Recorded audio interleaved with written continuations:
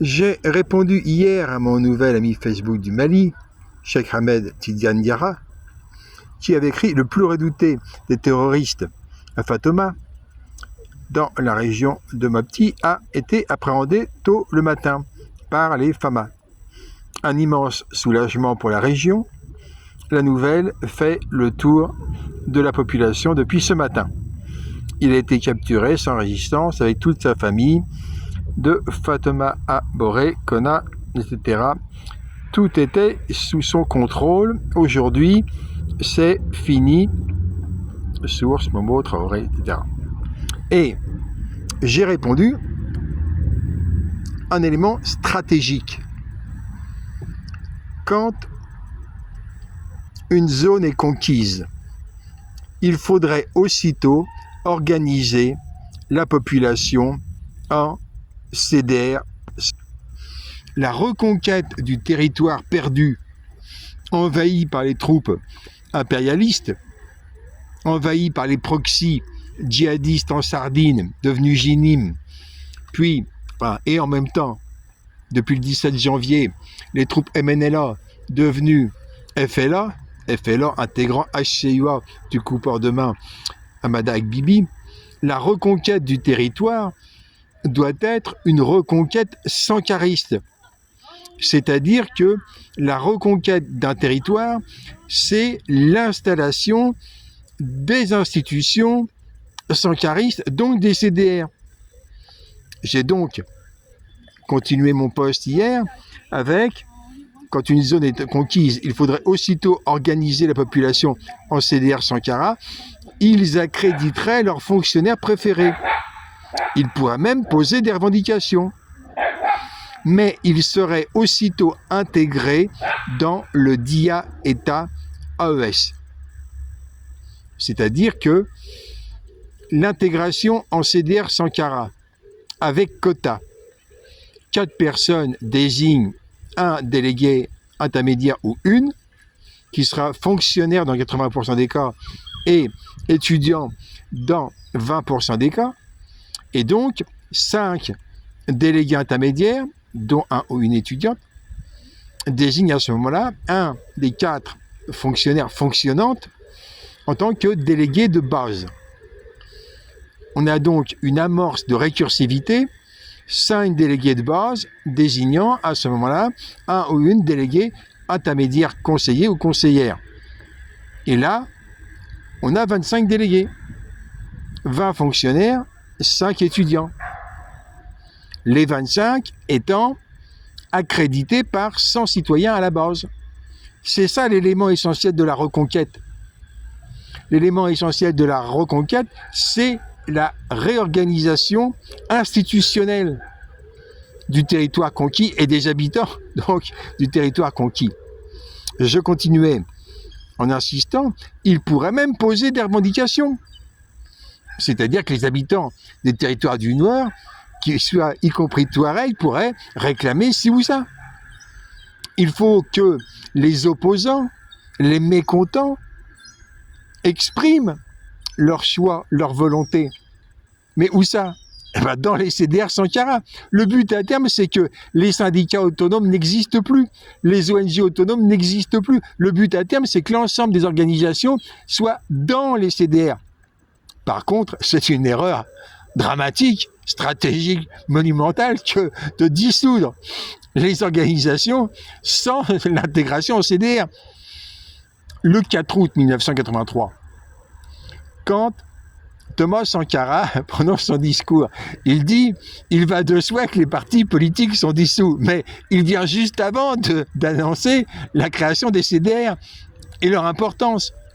On ne peut supprimer les organisations archaïques, obsolètes, compradeurs, que en permettant à leurs participants de pouvoir s'exprimer. Il ne s'agit pas de faire taire tout le monde. Il faut avoir un trop grand melon pour s'imaginer faire taire tout le monde. Même si moi, qui ai des quantités d'idées extraordinaires auxquelles je réfléchis depuis 53 ans sur comment gérer une société post-capitaliste, pour autant, j'écoute constamment les avis opposés. à commencer par ceux des intelligences artificielles, qui sont des contradicteurs et qui pèsent le pour et le contre de plein de domaines sur lesquels je n'ai pas forcément de compétences. Je ne m'imagine pas en dictateur, même éclairé. Si je participais à un gouvernement, je serais un des 25 points barres et j'écouterais les autres et je serais mis en minorité. Il faut quand même se rappeler que Lénine était mis en minorité dans le parti bolchevique. Et même si je suis contre les partis, même si je pense que les partis doivent s'intégrer à l'intérieur des CDR et à des tendances des CDR, le fonctionnement est le même. Il faut accepter d'être mis en minorité et il faut que ce soit public. J'apprécierais de lire un jour Assimi Goïta a proposé ci ou ça et a été mis en minorité dans le gouvernement AES. Idem pour Ibrahim Traoré. Le culte du héros qui a toujours raison est une absurdité totale. C'est comme ça que l'effondrement se prépare. Donc, je reviens à mes excellentes idées, où il y aura peut-être des contradicteurs, mais je ferai des contradicteurs constructifs, avec des arguments. Pas en me disant, les VDP, c'était ça les TDR. Ben non, les VDP, c'était la patrouille des CDR. C'était pas, les CDR englobaient la totalité des domaines. Il faudrait d'ailleurs que je cite la composition des bureaux CDR. Vous verrez bien qu'il y avait toutes sortes de domaines qui étaient pris en compte. Bref, donc, je continue. Mais il serait, donc les délégués intermédiaires dans les CDR Sankara des zones reconquises, donc petit à petit grignoter jusqu'à Kidal. Dans ces zones-là, les délégués seraient aussitôt intégrés dans le DIA État AES. Leurs délégués sécurité seraient sous les ordres des DIRFONC supérieurs. C'est-à-dire que les délégués sécurité qui seraient désignés seraient intégrés dans des DIRFONC d'un niveau supérieur. On a le premier niveau de DIRFONC, c'est 2500 citoyens désignant 625 délégués, donc 3125 personnes organisées. Le niveau supérieur, c'est une DIRFONC 5 fois plus grande. Donc ce n'est plus 2500 citoyens, mais 12 500 citoyens organisés, etc., etc. Donc, je continue. Pendant quelques temps, leurs délégués sécurité pourraient éventuellement être sans armement, selon leurs activités ou pas de résistants clandestins antiterroristes. Par exemple, si dans une zone il y a eu réellement des résistants donc clandestins aux gredins, aux délinquants, FLA, JNIM, eh ben ces gens-là seraient des gens de confiance, donc ils pourraient être réarmés rapidement et être intégrés en tant que délégués sécurité armés. Je continue. La logique est qu'ils se rattachent à une des 5 couleurs politiques pour pouvoir dire « mon ministre, c'est un tel ou une telle ». C'est ça qui est fondamental.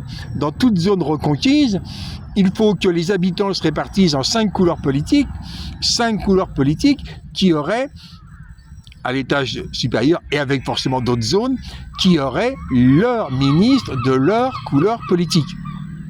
Parenthèse, dans une zone comme Kidal, quand ce sera reconquis, dans une zone comme Kidal, il y aura là aussi les 5 couleurs politiques. Et donc les Touaregs devront se répartir sur 5 couleurs politiques et donc avoir 5 ministres différents. Il ne s'agit pas de faire de l'ethnicisme délirant. Bref, je conclus.